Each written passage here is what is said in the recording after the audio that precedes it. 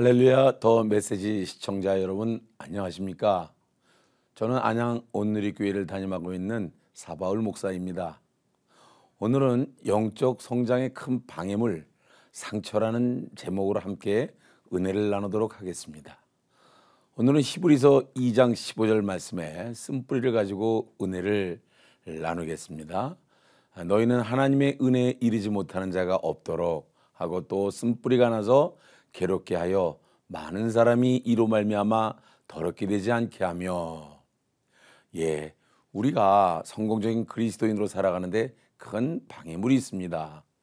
또한 믿음이 성장해야 되는데 큰 방해물이 있습니다. 바로 쓴뿌리라고 할 수 있고 또 상처라고도 할 수 있습니다. 그럼 구체적으로 상처는 무엇일까요?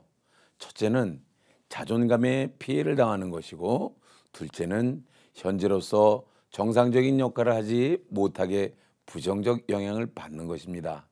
신앙적, 성경적으로는 창세기 1장 26절에 누리고 다스리고 정복하고 번성케 하는 것이 되지 못하도록 자아의 부정적 영향을 받는 것입니다. 이것은 가계적 영향과 태아기 그리고 성장기 때 부모에게 받은 영향력 등이 절대적으로 좌우됩니다. 그래서 예를 들면 비인간적인 대우를 받았다든지 억울한 일과 누명, 생활고, 질병, 사고에 의한 고통과 충격, 놀람, 유전에 의한 성격 장애 등 자신도 모르게 무의식에 쌓여져 가고 또 이 상처가 더러운 영들이 붙잡고 있는 빌미가 되는 것입니다. 미움, 시기, 원망, 다툼, 질투, 분노 등의 그 죄성 밑바닥에는 상처가 있습니다. 또한 이 상처는 악한 영이 자리 잡고 있습니다. 즉 죄성의 뿌리는 상처이고 죄성을 마귀가 잡고 있다는 것이지요. 상처가 생기는 원인을 살펴보면 첫째는 가계적인 내력에 의해서입니다. 부모의 죄성이나 상처, 피해의식 등이 기질적으로 자녀에게까지 영향을 준다는 것입니다. 십자가에서 예수님께서 모든 죄를 이기시고 해결해 주셨는데도 믿음으로 실제화를 못 시키니까 사역자들에게도 이러한 상처와 죄성으로 말미암아 넘어지는 경우도 종종 있게 되는 것을 보게 됩니다. 두 번째 상처의 원인은 태아기 상처인 것입니다. 즉 어머니 뱃속에서 엄마가 느끼는 그 우울함, 불안감, 두려움 등 모두를 아이가 똑같이 느끼게 됩니다. 그래서 엄마 뱃속에서 느끼는 아이의 감정은 아이의 평생 감정으로 무의식에 자리 잡고 살아가게 합니다. 세 번째 상처의 원인은 성장기 때 입은 상처입니다. 이것은 주로 권위자에 의해 만들어집니다.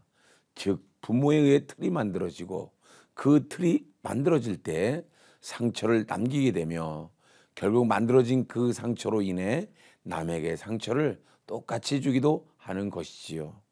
문제는 상처와 피해의식 등 죄와 더불어 법적 근거로 하여 악한 영들이 자리를 잡는다는 것인데, 이 법적 근거를 털어내야만 악한 영은 떠나간다는 것입니다. 즉 사단의 합법적인 근거, 즉 빌미가 되는 음식 쓰레기를 치워줘야 쥐새끼인 악한 영은 합법적으로 나간다는 것입니다. 그리고 상처났던 부분들을 다시 말씀과 기도로 채워 넣어야 합니다. 그러면 상처가 오래되어 굳어지면서 악한 영들이 지은 집들이 굳어지면서 나올 수 있는 증상은 무엇일까요? 영적으로 영감이 떨어지고 영적 무강박 현상이 오게 되는 것입니다. 또 혼적으로 정신문적인 문제에 사로잡히게 됩니다. 그래서 중독 증세도 가져올 수 있습니다. 육정으로는 질병에 사로잡히고 하는 일들이 막힘이 옵니다. 관계에서는 하나님과의 관계, 사랑과의 관계가 깨어집니다. 좀 더 실제적인 예를 든다면 나 자신이 고통스럽습니다.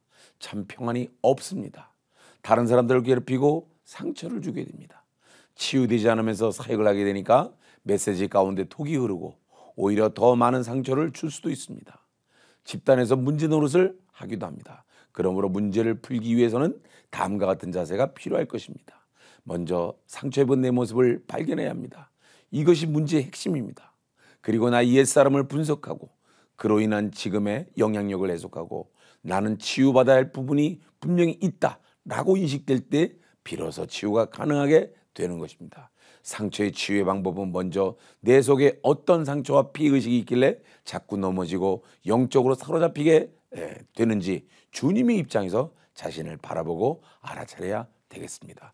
그리고 용서와 회개로 나가야 되겠습니다.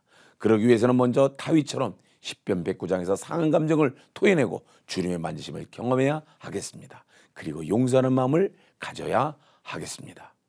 그리고 나의 옛사람의 사고와 배경과 신념의 배경을 철저하게 분석해서 철저한 회개로 가져가야 할 것입니다. 그리고 마지막으로 십자가의 보혈을 적용하고 축사하고 영성사역으로 상처로 말미암은 악한 영들을 쫓아내고 하나님의 평강이 함께하도록 하는 것입니다. 상대가 안 바뀌어도 내가 치유받고 내가 바뀐다면 치유받는 것은 내가 받는 것이지 상대를 치유받게 하는 것은 아니니까요.